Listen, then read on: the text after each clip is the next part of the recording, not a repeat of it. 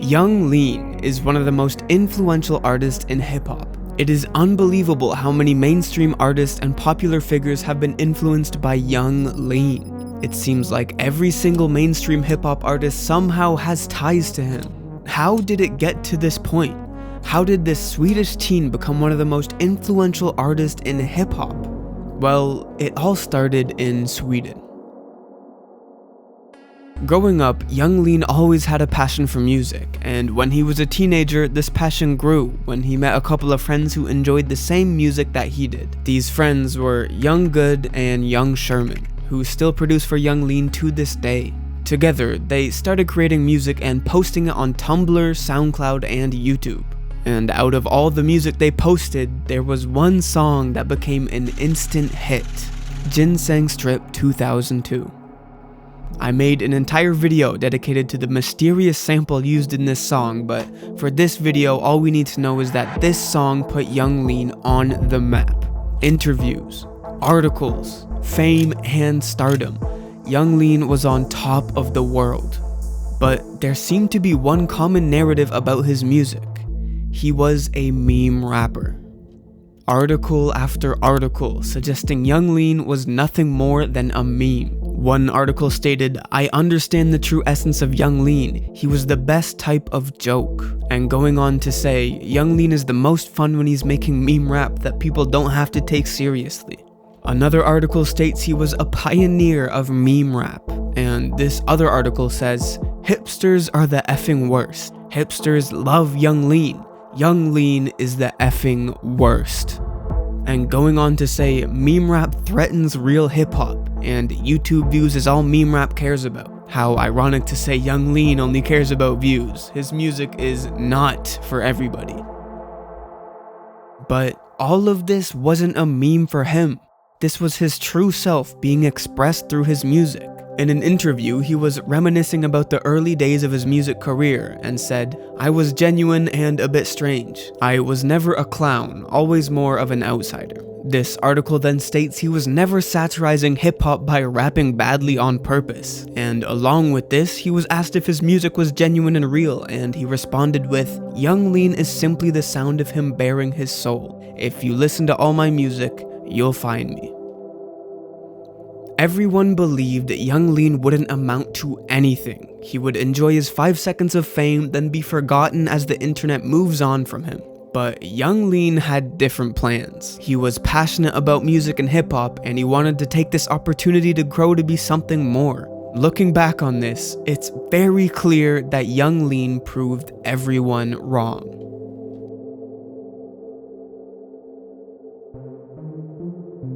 After his initial success, Young Lean started collaborating with big-name artists. On his debut studio album, he collabed with Travis Scott on the song Ghost Town. He continued branching out to other artists and collabed with Denzel Curry, Frank Ocean, Krayshawn, and Gucci Mane, just to name a few.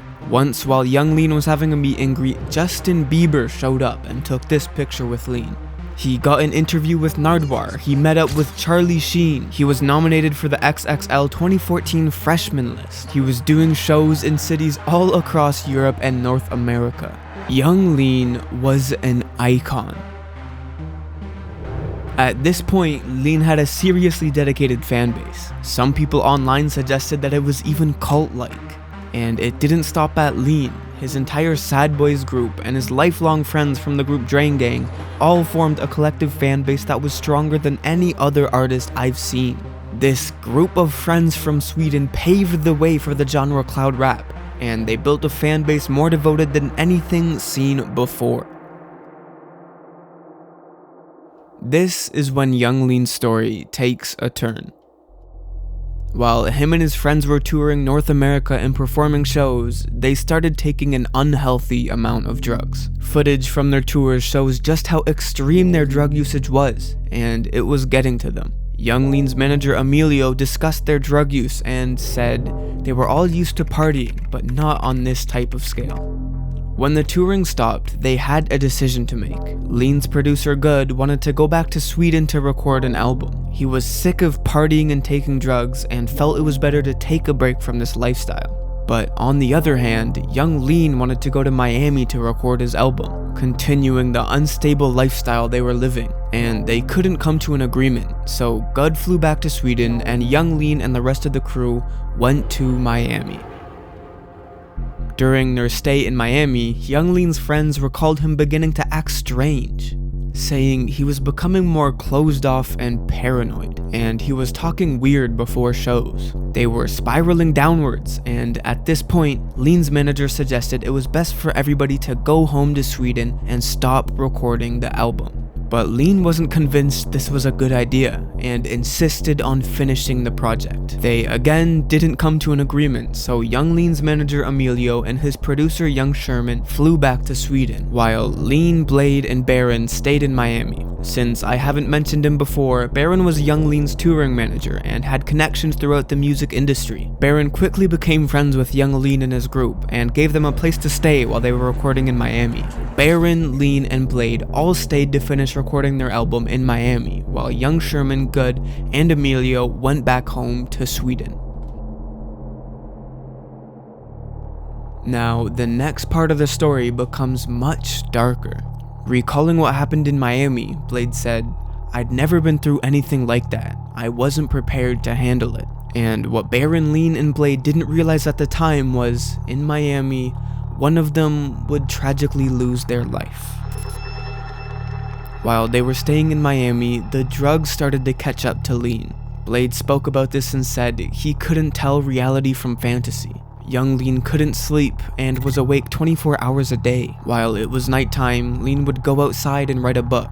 Blade spoke about this and said he was writing contracts with the devil. He also stated that Lean would see ghosts in the room. It got so bad that Lean started dressing up like he was in the hospital and started carrying a knife around.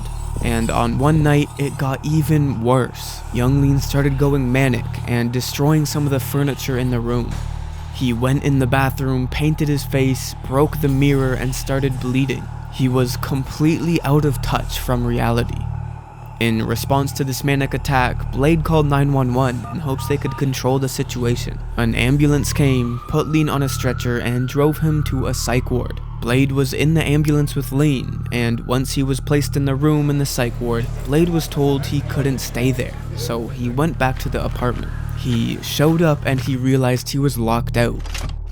Baron was out running errands, so Blade had no way of entering the apartment. So he sat and waited for Baron to come back. Baron wasn't coming back.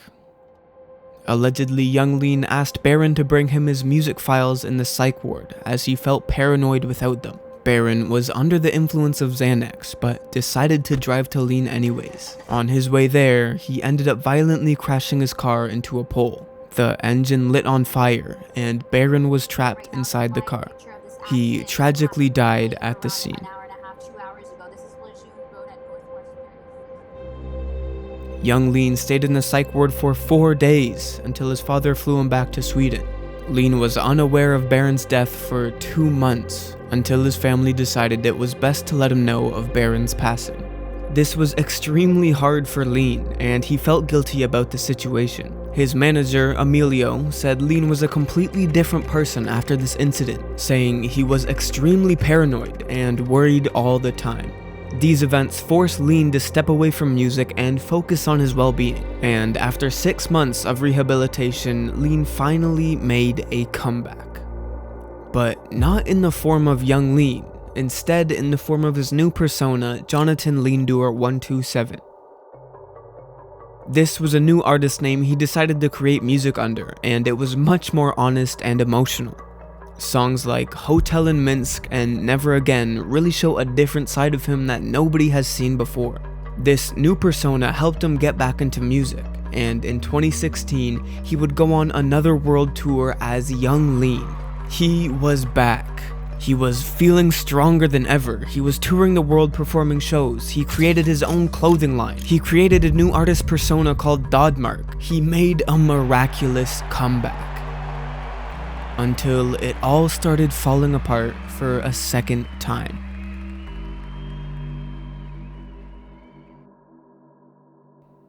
Lean recalls a night where he had a manic episode. He was watching TV when he started laughing hysterically. He said it got so bad that one minute he would be on the ground shaking, and in the next minute he'd be on his feet, happily dancing. Lean and his parents knew there was something wrong, so they took him back to the psych ward where he would stay and recover for 2 whole months. While he stayed at the psych ward, doctors diagnosed him with bipolar disorder, which explained the manic episode he was having earlier. He was put on the appropriate medication, and the recovery process began.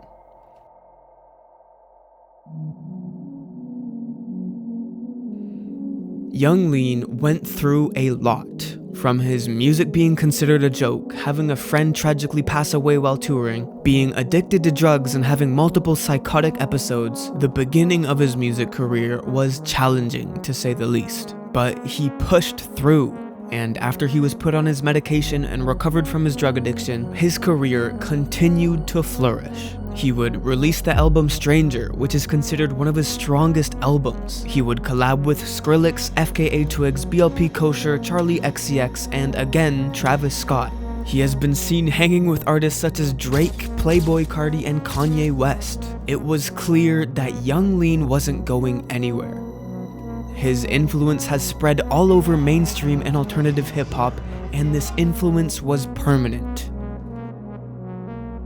Looking back on articles from 2013 and 2014, it's funny how the majority of people didn't think Young Lean would achieve anything. He was a 16-year-old Swedish kid rapping in his second language, and yet these writers were so critical of him.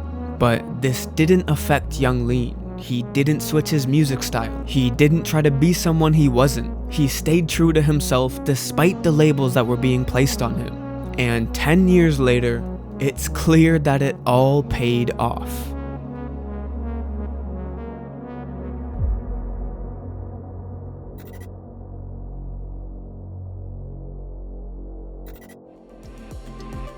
Just letting you guys know, I make all the music you hear in my videos, so if you want to support my music, go to any streaming platform and type in Royal2K and just give some songs a listen. I would appreciate it, and it's a good way to support me for free. Thank you guys for watching.